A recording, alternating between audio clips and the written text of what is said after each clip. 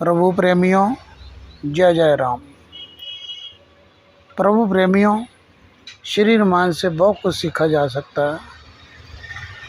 एक बात और मैंने सीखी है जो आपसे शेयर कर रहा हूँ। एक बार राजा जनक जी एक ऋषि मुनि याकलव्य जिनका नाम था, उनके पास बैठे थे। उन्होंने उनको पूछा कि गुरु महाराज, इंसान किस रोशनी से देखता है? तो गुरु जी ने कहा कि राजा,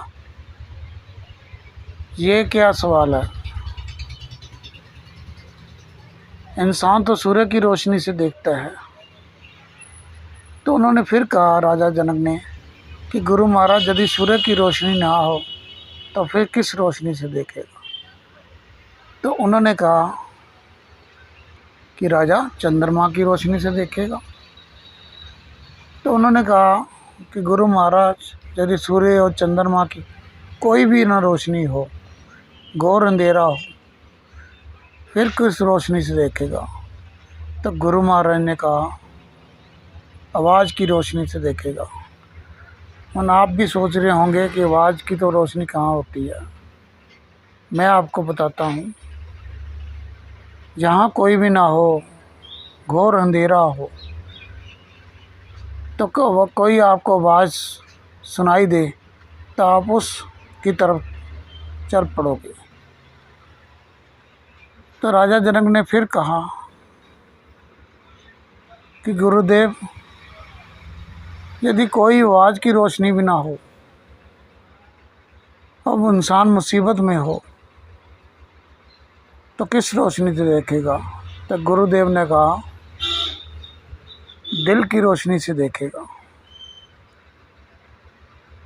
जो हमारा उस टाइम समय दिल कहेगा, हम वो ही करेंगे। तो राजा जनक ने पूछा कि गुरुदेव, दिल की आवाज़ भी ना अच्छी लगी हो तो फिर? तो गुरुदेव ने कहा, फिर अंत समय में अपनी आत्मा की रोशनी से देखेगा। हमें ये सीखने को मिलता है कि जब भी हम किसी घोर मुसीबत में हों, तब हम अकेले बैठकर अपने आत्मा की बात सुने। जो हमें आत्मा कहे, हम उस दिशा में चल पड़े। एक कहानी और बताता हूँ आपको। राजा जनक जी की बेटी थी सीता माँ। उनका विवाह हुआ श्री राम जी से, जो स्वयं भगवान थे, पर अपने वनवास को भी टाल ना सके, क्योंकि उन्होंने अपनी आत्मा की आवाज़ सुनी और वनवास को चल पड़े। जब वो वनवास को चले गए तो श्री भरत जी को राजगद्दी पर बैठने के लिए कहा गया। श्री भरत जी ने भी मना कर दिया अपनी आत्मा की बात सुनकर, धर्म के हिसाब से। गुरु शिष्य ने भी कहा कि भरत, पिता का वचन तो निभाना पड़ेगा। तो श्री भरत जी ने तब भी गुरु जी को भी मना कर दिया कि बड़े भाई के होते हुए धर्म नहीं कहता कि राजगद्दी पर बैठा जाए। गुरु वशिष्ठ ने कहा कि भरत, गुरु की आज्ञा का पालन में नहीं करेगा, मेरे कहने पर भी बैठेगा। तब श्री भरत जी ने कहा कि गुरु महाराज, आपके कहने पर मैं राजगद्दी पर बैठ जाऊंगा। जब मैं राजगद्दी पर बैठूंगा तो जो धरती है रसातल की तरफ चले जाएगी। गुरुदेव कहने के लगे, भरत, तू क्या कह रहा है? तू इतना महात्मा है, तेरे राजगद्दी पर बैठने पर ये धरती रसातल में कैसे चले जाएगी?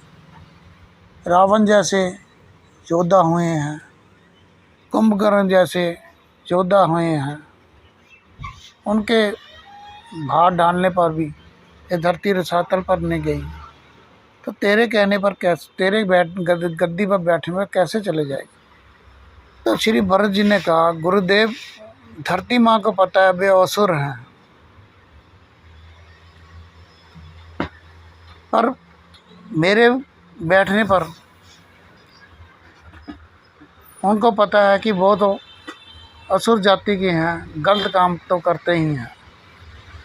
जब उनके जैसा गलत काम मैं करूँगा, जब राजगद्दी पर बैठूँगा अपने बड़े भाई के होते हुए, तो धरती माँ रसातल में जाएगी, क्योंकि वो किस पर भरोसा करेगी कि उनका प्रभु श्री राम जी का भाई भी असुर जैसे ही काम कर रहा है। इसलिए हमें ये शिक्षा मिलती है कि जब भी हम घोर मुसीबत में हों, तब हमें धर्म के द्वारा जो हमारी आत्मा कह रही है उस पर चलना चाहिए। यही हमें प्रकाश की तरफ ले जाती है, सही दिशा की तरफ ले जाती है। प्रभु प्रेमियों, धर्म की बातें चैनल को आप लाइक कर देना, सब्सक्राइब कर देना, शेयर कर देना। यदि फिर भी ये धर्म की बात आपको अच्छी ना लगी हो तो कमेंट द्वारा मुझे बताना। अगली बार फिर आऊँगा कोई नई बात लेकर, आपके प्यार भरे भाव के साथ। जय श्री राम।